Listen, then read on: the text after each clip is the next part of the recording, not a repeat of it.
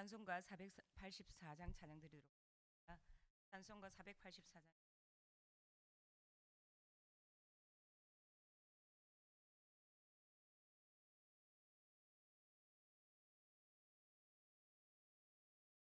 내 맘에 주여 소망 되소서. 주 없이 모든 일 헛되어로. 밤에나 낮에 주님 생각, 잘 때나 깰 때 함께 하소서. 지혜의 주여 말씀으로서 언제나 내 안에 계십소서. 주는 내 아버지, 나는 아들. 주 안에 내가 늘 함께하네. 세상의 영광 난 보여도 언제나 주님은 나의 기요. 주님만 내 아들 계시오니 영원한 주님 참 귀하셔라.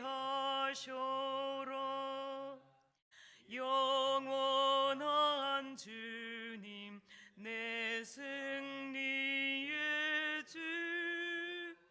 하늘의 기쁨을 주옵소서. 어떤 고난이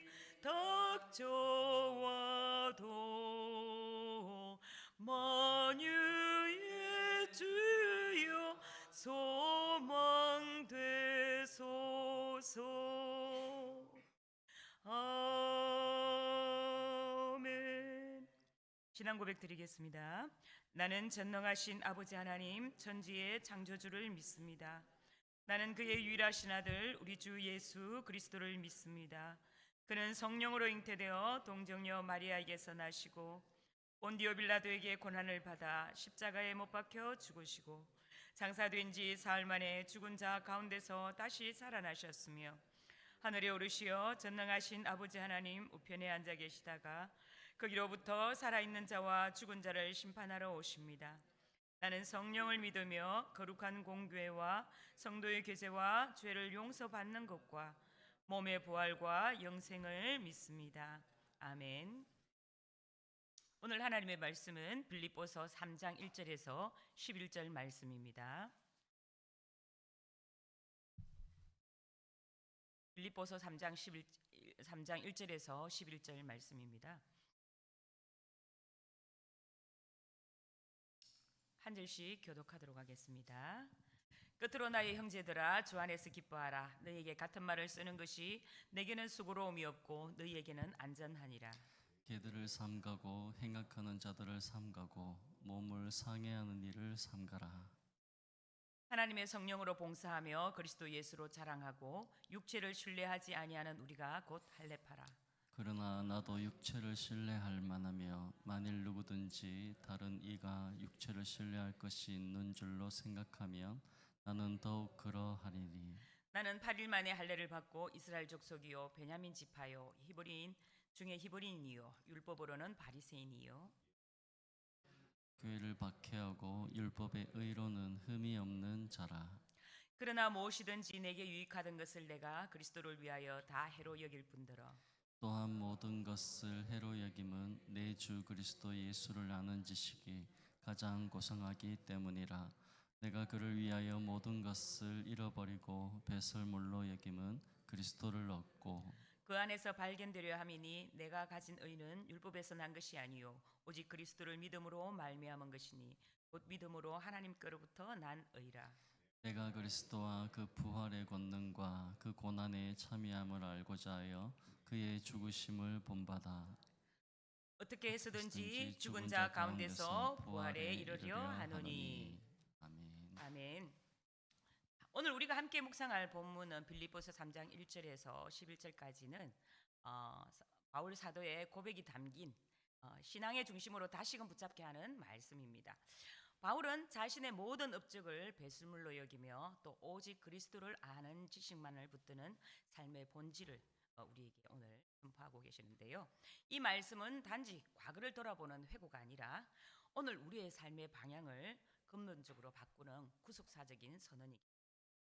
바울의 고백은 복음의 본질이 무엇인지 또 참된 그리스도인의 기준이 무엇인지 그리스도를 따르는 삶이 얼마나 값지고 영광스러운지를 분명하게 말씀 가운데 드러냅니다. 앞장에서 바울은 두 명의 동역자 디모데와 에바브로디도를 소개하고 나서 이제 3장에 들어와서 다시 교리적인 문제로 되돌아가서 빌립보 교회 안에 있었던 복음을 배척하는 자들에게 경고하는 말씀을 주고 있습니다. 사도 바울이 로마에서 가택 연금이 된 상태에서 빌립보서를 작성할 때에 빌립보 교회의 성도들은 율법주의와 또 자유주의자로부터 위협을 받고 있었습니다. 오늘 본문은 율법주의자들에 대한 경계의 말씀인데요. 빌립보 교회 안에는 예수 그리스도의 복음을 거부하는 자들인 할례파들이 있었습니다.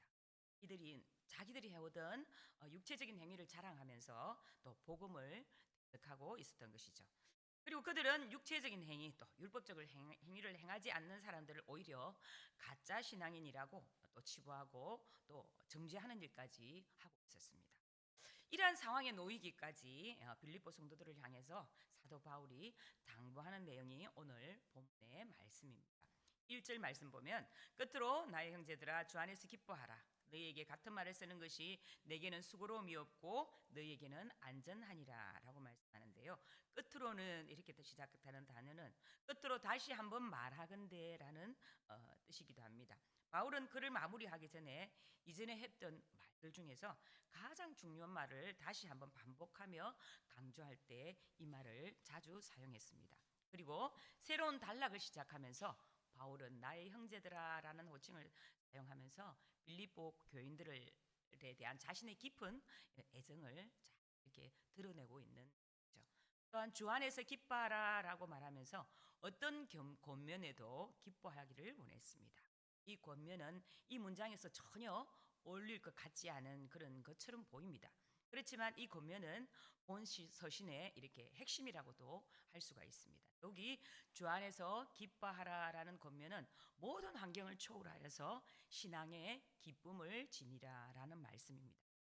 바울은 당시 로마 감옥에 수감된 상태였죠. 그럼에도 불구하고 이런 권면을 줄 수 있다는 것은 자체가 바울 자신이 스스로 환경을 초월하여서 어떠한 상황 가운데서 처할지라도 항상 기뻐해야 함을 적극적으로 보여주고 있는 것이라고 할 수가 있습니다.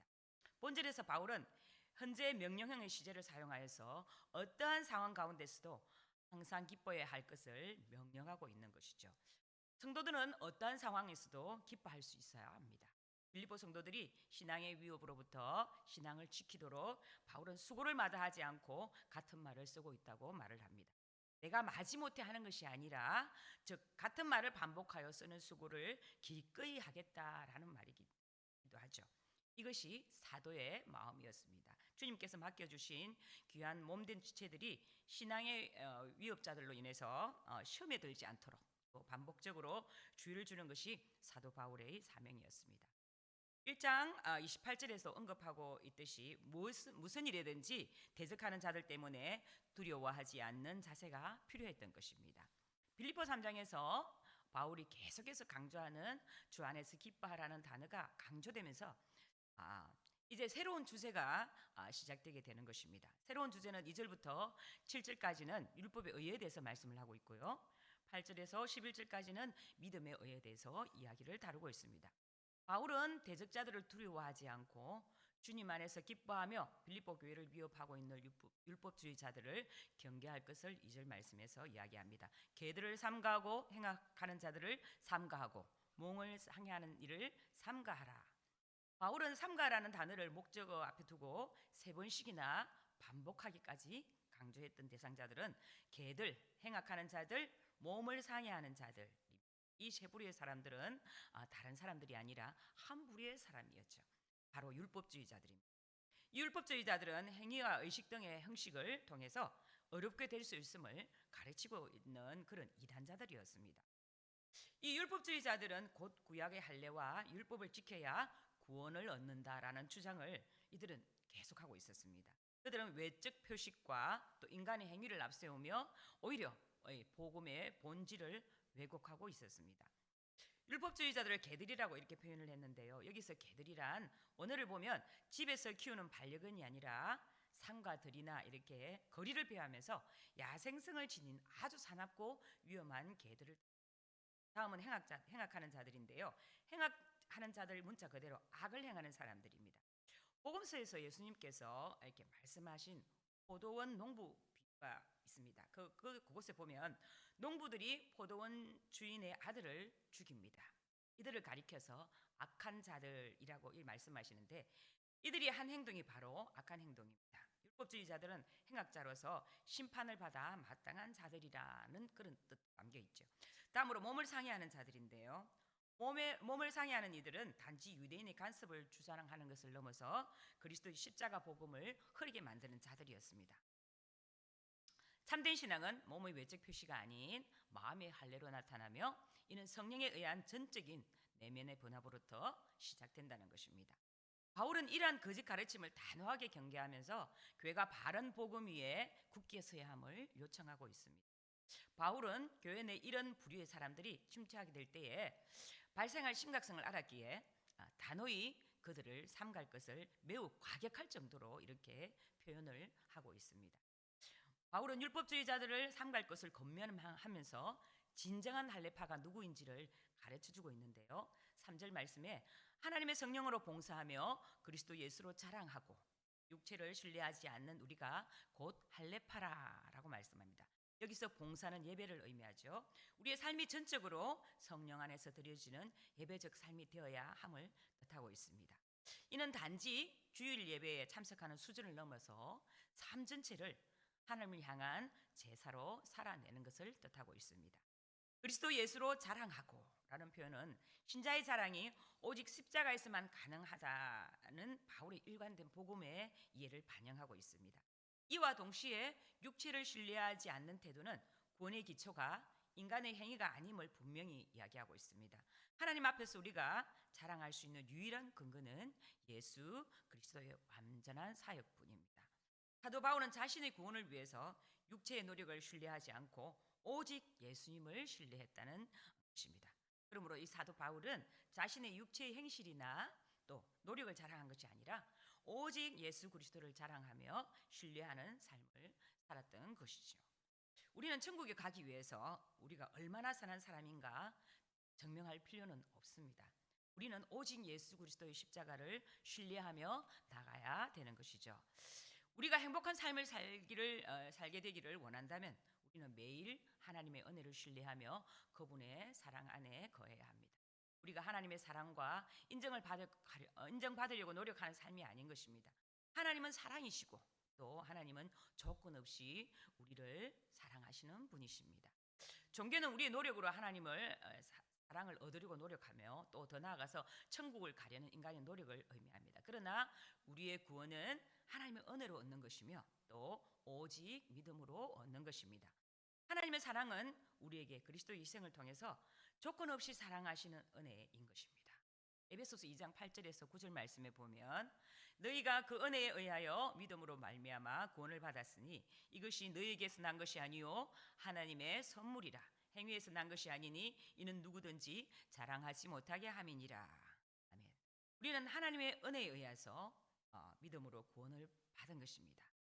하나님은 우리를 사랑하시기에 또 독생자 예수 그리스도를 이 땅에 보내셔서 십자가에 피 흘려 죽기까지 하셨습니다. 우리의 구원을 위한 하나님의 사랑이었습니다. 하나님과의 관계는 우리의 노력이 아니라 하나님의 사랑과 은혜를 신뢰하면서 그 안에서 평안을 누리는 것입니다. 4절에서 6절 말씀은 그러나로 시작된 이 말씀에 보면 사도 바울은 예수 그리스도를 통한 구원을 얻기 전에는 자신의 육체를 신뢰했습니다. 자신은 8일 만에 할례를 받고 또 이스라엘의 민족이며 또 베냐민 지파였고 율법으로는 바리새인으로서 율법의 의로는 흠이 없는 자로 이렇게 그런 자였죠. 그는 철저한 율법을 지키며 삶을 살았기에 스스로 율법의 의로는 흠이 없는 삶을 살았다고 고백합니다. 그는 자신의 의를 가지고 교회를 정죄하고 핍박했습니다. 만일 우리가 율법적인 삶을 살아간다면 삶에서 정죄와 비판적인 삶을 살아가게 될 것입니다. 우리의 마음의 평안도 없고 또 율법의 규율이 강하게 적용되기에 다른 사람들을 비판하거나 정죄하는 일이 아마 적극적인 모습을 아마 갖게 되는 것입니다. 그러나 우리가 하나님의 은혜로 살아간다면 우리는 다른 사람들에 대하여 은혜를 베풀 것이며 또 용납하고 관용하는 삶을 살게 될 것입니다.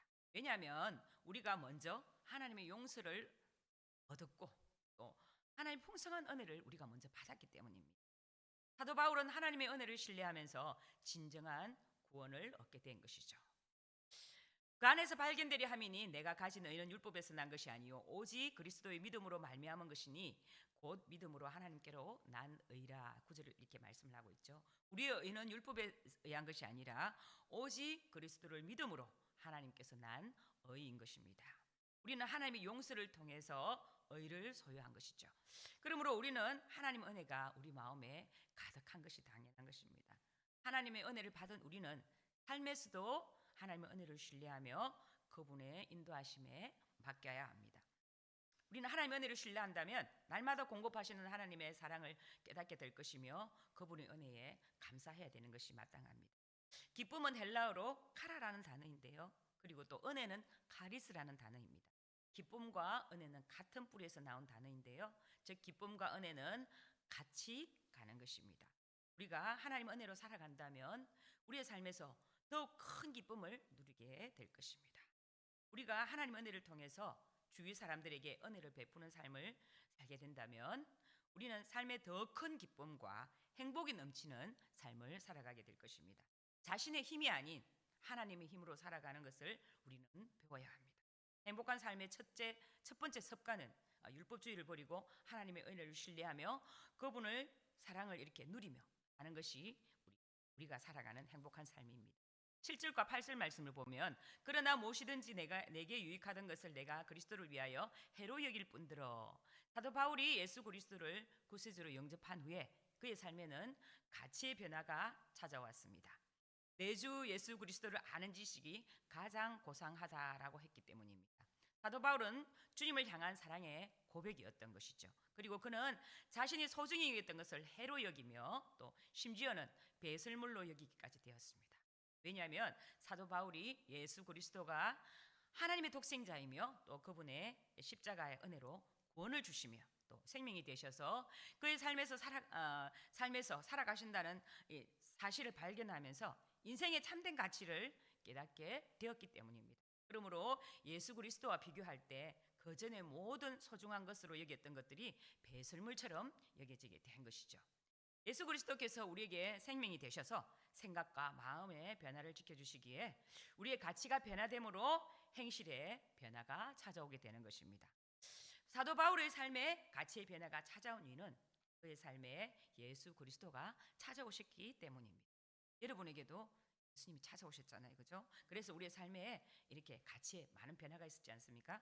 사도 바울은 그리스도를 알아가는 것을 큰 기쁨으로 여겼습니다. 내가 그리스도와 그 부활의 권능과 그 고난의 참여함을 알고자 하여 그의 죽으심을 본받아라고 10절에서 이야기하죠.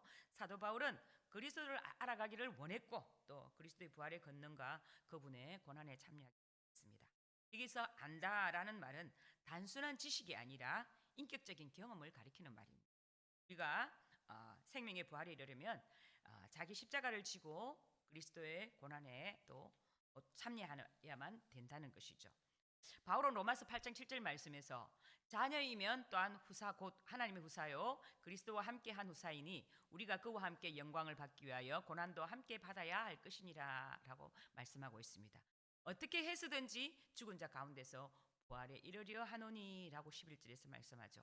바울의 이 고백은 불확실성의 표현이 아니라 겸손한 열망입니다. 그는 스스로의 어떤 자격이나 또 공로로 부활에 이를 수 있다고 확신하는 것이 아니라 끝까지 그리스도를 쫓으며 참여함으로 그 부활에 이를 수 있기를 간절히 바라고 있었습니다. 이것은 신자의 겸손과 순종 그리고 그리스도 중심의 신앙을 보여주는 결정적인 바울의 표현이었던 것이죠. 바울은 이렇게 또 고백합니다. 그리스도를 아는 지식이 가장 고상함을 알기에 자랑거리였던 그 모든 것을 배로 여긴다고 이렇게 말을 합니다. 그리스도 예수를 얻고 또 그분 안에서 발견되기 위해서 이 모든 것들을 배설물로 여긴다고 합니다. 그리고 그리스도를 알기를 열망합니다. 왜 바울은 이토록 최고의 고백을 하면서 그리스도를 알고 싶다고 말을 할까요? 그것은 단순히 그리스도에 대하여 바른 성경적인 지식이나 신학적인 지식이나 학문적인 지식에 대한 열망이었을까요? 아니요, 그렇지 않습니다. 바울이 고백하는 그리스도를 아는 지식은 그리스도와의 관계, 결코 끊을 수 없는 사랑의 끈으로 묶인 인격적인 관계의 지식이었기에 알면 알수록 더 깊이 알고 싶은 사랑의 목마름이었다는 것이죠. 사랑하는 존재가 있다면 그 모든 것을 알고 싶은 것이 당연합니다. 그의 탁월한 뿐 아니라 그의 연약함 또 상처까지도 알고 싶어 할 것입니다. 그리스도를 사랑한다면 그리스도의 부활의 권능뿐만 아니라 또 그의 고난들의 참여함까지도 알고 싶어 하는 것이 당연한 것입니다. 아직 우리에게는 끝나지 않은 경주가 있지요. 마지막 결승선까지 부지런히 달려가야 합니다. 달리면서도 우리의 모습을 또 잘 살펴봐야 되겠죠. 그리스도 예수를 알기에 열심을 내듯이 내는 듯 하지만 우리의 모습은 보면 예수 그리스도를 알기를 열심히 노력하는 것 같아 보입니다. 결코 그분의 사랑을 받지 못하는 우리의 모습은 아닌지, 달려가지만 결코 그분의 사랑을 받지 못하는 우리의 모습이 아닌지 잘 살펴보시고 무엇이 예수 그리스도와 우리 사이를 가로막고 있는지 또 잠잠히 되돌아보는 그런 새벽이 되기를 간절히 소망합니다. 그리고 주 안에서 늘 기뻐하며 또 사는 인생 되시기를 바랍니다. 너무 눈에 보이는 것에 목매어 살지 마시고 눈에 보이지 않는 저 하늘의 소망을 두시고 사시는 우리 성도님 되시기를 간절히 주님의 이름으로 축복드립니다. 기도하겠습니다. 참으로 고맙고 감사하신 아버지 하나님, 은혜와 사랑을 감사합니다. 하나님, 이 오늘 아침에도 이 자리에 우리를 불러주시고 주님을 통하여서 우리의 삶의 기쁨을 발견하게 하심을 또한 감사드립니다. 우리도 사도 바울처럼 예수 그리스도를 아는 지식에 목마름을 주시고 그리스도의 고난에 참여함으로 부활의 권능과 능력을 힘입기를 소망합니다.